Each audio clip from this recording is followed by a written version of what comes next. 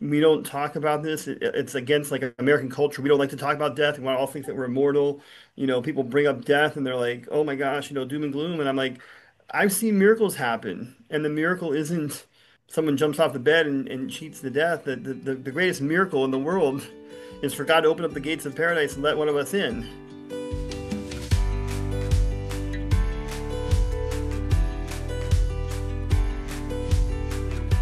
Well, my name is Melanie. I am the book publicist here at Ancient Faith, and I am with Father Stavros Akrotirianakis, who is our newest author of Painless, Blameless, and Peaceful. Father, thank you so much for joining me today.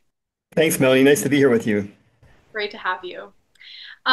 So we just wanted to talk about your book and try to get some of the inside scoop about what's going on. So, could you give us just some background information about you? How did you become a priest? What parish are you a priest of right now? All that. Sure. I was born and raised in California. My formative years, I guess, were at St. Anthony's in Pasadena, and in college, I went to St. Sophia Cathedral in Los Angeles.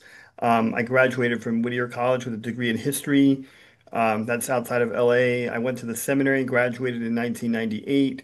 I've been a priest since 1998, and I have served at St. John's in Tampa, Florida since September of 2004, so just over 21 years. Um, Wow, that's fantastic. So, did you always want to become a priest? Was this something that you decided later on in life? How did that happen? I felt the call to the priesthood the first time I went into the altar when I was 7. Really? Mhm. Wow. And I knew when I was 7 that this is what I would do. Throughout my life, my parents let me in on some things. They weren't able to have kids, and they were told by God they wouldn't. They were told by doctors, excuse me, they wouldn't have kids. And so they went to church on the Sunday of Holy Cross, the third Sunday of Lent in 1971. And they made a prayer and they said, if you give us a son, we'll name him Stavros for the Holy Cross, and Hmm. we'll give him back to you as a priest. And so my birthday is 1 year to the date that they made their prayer in 1972. March 14th of 71 was the day of the prayer. March 14th, 72 is my birthday. And so they told me the story about my name, but not their promise. Um, and so I always knew that I was born on a prayer. The Greek custom is that the firstborn son is named for the paternal grandfather, so I should have had a different name, but so I'm named for the cross because of their prayer. And then from the time I was 7 to the time I was 21, I considered the priesthood. And I mean, I thought about it a lot. I thought about it every day, actually. And I never told anybody. And something happened when I was 20. Um, I had this dream, and then I woke up from the dream and basically told God, "Okay, you win. You've been speaking to me for 13 years about this, and I've been kind of ignoring this call." And then I went home and I told my parents, "I've been thinking about this for like 13 years," and they said, "Well, we figured you would come one day and tell us this," and that was the promise that we made to God that you would go back to Him. So that's why I'm a priest. That is amazing. Oh my Now, God. I mean, I'm not a saint either. I mean, people are like, do you have like the straight line to God? And I'm like, I struggle like everybody else. I am not a saint. They don't say agios when you become a priest. They say axios. And Right. so, I mean, I am not worthy, and I'm certainly not a saint. But I'm giving it my best despite my imperfections, and here I am. That is amazing. It's just so reminiscent of the Old Testament story of Samuel. That is I amazing. don't know. I like everybody has their own gifts, and so I am not a academic person. I'm definitely like a 101 person. I write just like how I talk. And people who want an academic experience of theology will be disappointed with my speaking and my writing.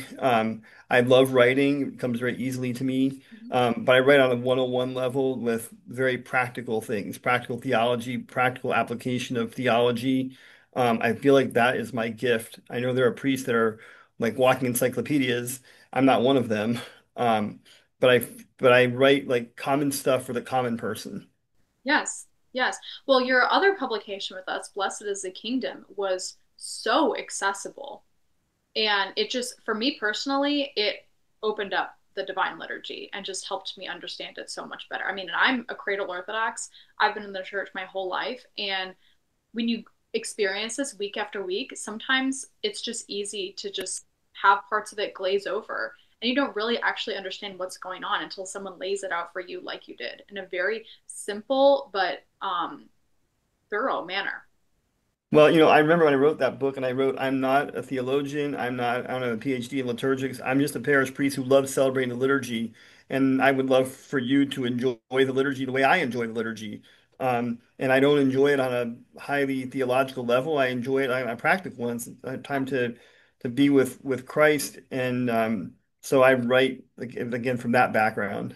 Absolutely. Well, it's very evident in your writings that you really have a heart for the people and a heart for Christ and his liturgy. So I've personally found this to be, very helpful, and I'm sure all of our readers will as well. Thank you very much. So, with that in mind, then, what inspired you to write this book? Can you explain this? I've one of the privileges as well as burdens of the priesthood is to be with people in their last chapter of their life, in their last miles. Um, and I've had some really, really beautiful experiences connected to people passing away from this life. I've also had experiences where people are like kicking and screaming, like, Father, work your magic so we can continue life. Mm, People are scared out of their minds. Among the different testimonies that are in this book is my own dad. My dad had a lifelong fear of dying. He never wanted to talk about it. And then when he got really sick, I went home to visit him and he said, "Don't come home. I'm going to live forever. The doctors are all wrong." And I'm like, "No, Dad, and we know the end is coming." And he was mad at me when that was going home to visit him. And then when I got there one night, he said, "Can we talk?" And I said, "Sure, Dad. What do you want to talk about?" And he said, "My whole life I've been afraid to die. Will you help me not to be afraid to die?" mm, And I said, "I'll have this conversation with you as a priest, not as your son, so that I can keep my emotions out of it." And he said, "That's fine, whatever makes you happy." So I said, "Dad, do you believe in God?" And he said, "Yeah, I believe in God." And I said, "What do you believe about God?" And he said, "I don't know. I can't articulate it." And see, that was like a light bulb moment for me because like my dad went to church every Sunday. He sang in the choir until 2 weeks before he died. He heard all these sermons on the resurrection. He was like the perfect parishioner on paper, and yet like he's scared out of his mind. I'm like, well, if this is like the place we're all working to go, we're all hoping for, well, at the end of our life, we should be like, excited about going there. We shouldn't be like quaking in our boots. So we had this amazing conversation. At the end of the conversation, my dad said to me, um, he said, "Father," he never called me that, but he said, "Today you're the priest." He said, "Father, will you get on your knees and pray for me to die because now I will die happy." And I'm sorry that I didn't have this conversation 30 years ago. It would have made my life, at the end of my life, it would have been a lot more peaceful because, I've been scared all these years, and you took the fear out of the whole thing. Um, and I've seen people, I've been again privileged to walk with people in their last mile, and for those who are like open to it, um, helping them make this, a beautiful, not traumatic experience, yeah. and find meaning in it. And I feel like we don't talk about this. It's against like American culture. We don't like to talk about death. We want to all think that we're immortal. People bring up death and they're like, "Oh my gosh, doom and gloom." And I'm like, I've seen miracles happen, and the miracle isn't someone jumps off the bed and cheats to death. The greatest miracle in the world is for God to open up the gates of paradise and let one of us in. And lots of times when people are sick, or on their deathbed, and they say, "Father, pray for a miracle," and I'll tell them, "You're going to get a miracle one way or the other. You're either going to get the miracle of jumping off his bed and living longer, or you're going to get the miracle of, opening the gates of heaven and entering to paradise." The miracle's on the table for everybody. And I just feel like we don't talk about it enough. We're like afraid to talk about it. Yeah, totally. And also, we don't understand it. We don't understand what we're talking about. I mean, death is the hardest thing to wrap our brains around intellectually. You can lose a house and buy another one. You can lose a job and you can go get another one. But when you have somebody and then they're not there and you can't get another one of them, it's really hard for us to wrap our brains around because it's really the biggest loss that we have. Yes. Yes. And like you said, in our American culture, we don't like talking about that at all. When I went to college in 1990, and from the day we got to college, they called us class of 94 because everything we were doing was oriented to us getting out of college. Hmm. Like the whole goal of college is to graduate to something bigger. And so from day one, they tell you your goal is to leave. Um, and we're known by our getting out date. And then when you graduate from college, you have two emotions. You have like some sadness and nostalgia as you look back and you're like, well, I really liked it here. I'm going to miss this. But the greater emotion is like, I can't wait to go to the next thing. And that's what I came here for. Right. And so like our life, God has set up our life to be like the college experience. There's a graduation date that he knows. And our goal here is to prepare for that final exam. And when it comes, we're gonna have two emotions. Naturally, there'll be some sadness. We'll look back and say, I love my life, I love my family, but th there should be a greater joy because we're graduating to what our purpose is. I mean, the purpose was not to stay here forever. The purpose was to prepare for eternal life. And so when a person has prepared and they're faithful, then that should become a cause for joy. Yes. Yes. So the purpose of our life here on earth is to prepare us for our heavenly life with Christ. Correct. And when we get there, then there shouldn't be this panic or not to say we shouldn't be sad or our family shouldn't be sad, but people have this like sort of chaotic sadness. Like in the epistle to the Thessalonians, St. Paul says, don't grieve like the others who have no hope. He doesn't say don't grieve. He said, don't grieve like the others. Mhm. The others who have no hope, they're grieving like in chaos. Like this is the worst possible thing that could happen. It's like the end. Well, for us, the worst possible thing is to die without faith. To die with faith ends up being a beautiful thing. And we are certainly allowed to grieve that, but we don't grieve like the others who don't have this hope. Right. Right. Absolutely. Absolutely. Um, well, you kind of touched on this in your previous comment, but it's a collection of your own personal experiences with those who are either dying and or their loved ones. So, in your experience with those people, have you noticed any kind of recurring themes in your interactions with them? Yes, like I said before, there's kind of people on one end of a spectrum or the other. Yeah. There's the people who haven't prepared at all. And so they get to this point and they're like, I've gone to the hospital and people are like, Father, can you do that thing you do so that Yaya can go to heaven? And I'm like, okay, I'm a priest, I'm not a magician. It's not about a bunch of hocus pocus, do these things and you go to heaven. Um, that, to me, that's kind of sad, and even worse than that are the people who I visit and I say like, it appears that your life is almost over. Is there anything I can do to help you prepare? Is there anything you need to say, anything you need to do? And they're like, no, no, Father, I'm fine. Mhm. And I'm like, you haven't been to church in years. Yeah. I'm here at the last hour for Right. this. And they don't want it, so there's people that are on that spectrum. And then there's people on the other side who have been faithful to the church, who I'm close with. Thank God I've been here a long time. So I have a lot of close relationships. People who are middle age are now when I got here, are now Yeah. getting old and dying. And they'll invite me in and say, Father, please help me take the last steps. I want to offer a confession one more time, or I want to receive communion a few more times, or let's just talk about what this means, and let's talk through it with our family and talk about what it means for them. Um, there are lots of times that, like the funeral hymns say, the struggle that the soul has to separate from the body. Mm. That's because, one eye looks to God and says, I want to go there. And one eye looks to a family and says, I want to stay with my family. And then there's a tension there. Yeah. And the family actually helps break the tension when Mm. they say it's okay to go. If people are like, you got to hold on, you got to hold on, you got to hold on, it just keeps the tension for longer. And so I've helped families like everyone go around the room and say, it's okay for you to go. It's okay for you to go. Mhm. And when everyone's been able to do that, then the person will slip out peacefully. Yes. Um, I've had experiences where um, someone's in hospice and we'll arrange for them to come to church one more time. Mm. We just did this recently. Wow. Um, Someone who's really old, they're probably never going to come back again. They came with an ambulance, and just so they could like be in church. We actually did a special liturgy, and on a day we wouldn't normally have liturgy, and this lady used to sing in the choir, and so we had the whole choir there.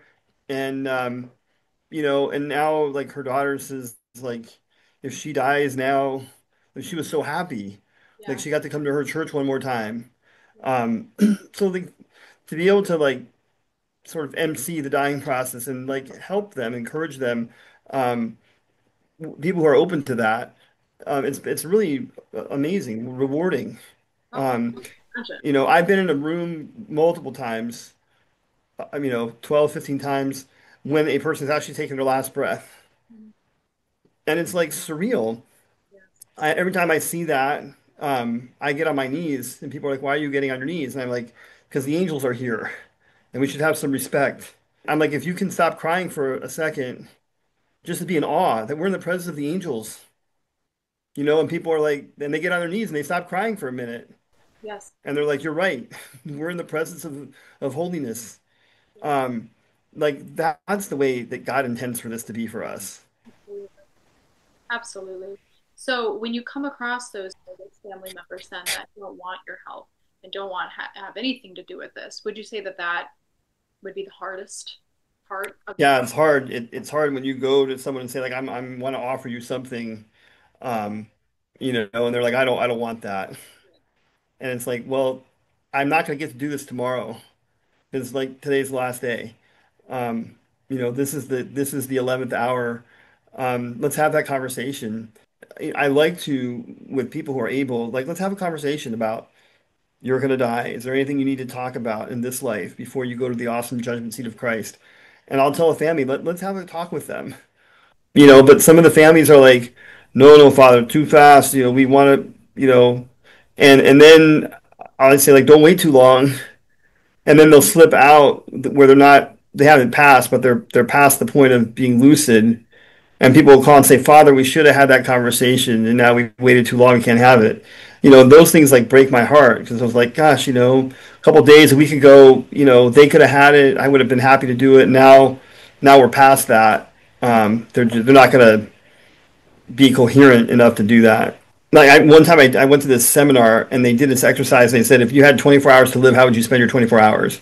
And so I said, well, in the last 24 hours, I would want to go to confession. I'd want to celebrate or receive communion, go to liturgy. I want to talk to certain friends. I'd want to see my family. And I said, actually, my last hour I'd just rather spend alone, just lining up my thoughts so I can meet God. And so God doesn't find me distracted, but just focused on Him. There's some people I would call and ask, like, could you come and visit me in the hospital so I can ask for forgiveness? Because I don't want to go, meet God with something between us on my soul. And so, like, I encourage people to do those things. Is there someone you want to talk to one more time? Is there someone you need to see? Is there some experience you need to have? Someone you need to call? Is there something you need to talk about to get off your soul? Do you have questions about eternal life? And when people have been open to those things, it's been like an amazing experience. I mean, people pass on and the family's actually like happy, like, thank you that they seemed happy when they left. Yes. Yes. So then would you say that the priest's role for someone who is dying, would you say that that role is just to shepherd them through that process and on to eternity then? Yeah, or more casually, I sometimes say like the MC of the dying process. Yeah. Like when you have a wedding and you have the MC that says, okay, first on the program we have the introduction and the dance and the toast and the cake, for the priest to say, let's have confession, let's have communion, let's have the family say their goodbyes and tell them it's okay to go. Let's have all the family come together and sing Christ is risen around their bed. Um, you know, Try to like MC and put some like memorable events in there that they will remember. I mean, I've had families stand around a bedside and everyone sings Christ is risen. And they'll remember that. They're like, we remember the last thing that they heard was, and to those in the tombs, he is granting life. Um, and then they walk away from that, and years later, they'll be like, that was so nice. You left us with a good memory of on a bad day. That's what we remember first. So, you just mentioned the Orthodox funeral service and how we sing Hmm. Christ risen. Um, I do feel like, just in my own personal experience, that the Orthodox funeral service is very unique in the fact that the resurrection is so front and center. Um, so would you say that, throughout this whole process, compared to other Christian traditions, or especially non-Christian religions, would you how would you say that the Orthodox Church offers anything unique to the grieving? All right, so several things. I haven't seen all the traditions out there, but several things that are special to us. Number one, we honor the body in death.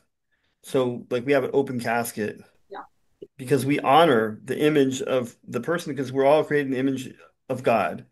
So there's no, like, I know some churches they cover the casket over so you never see the body.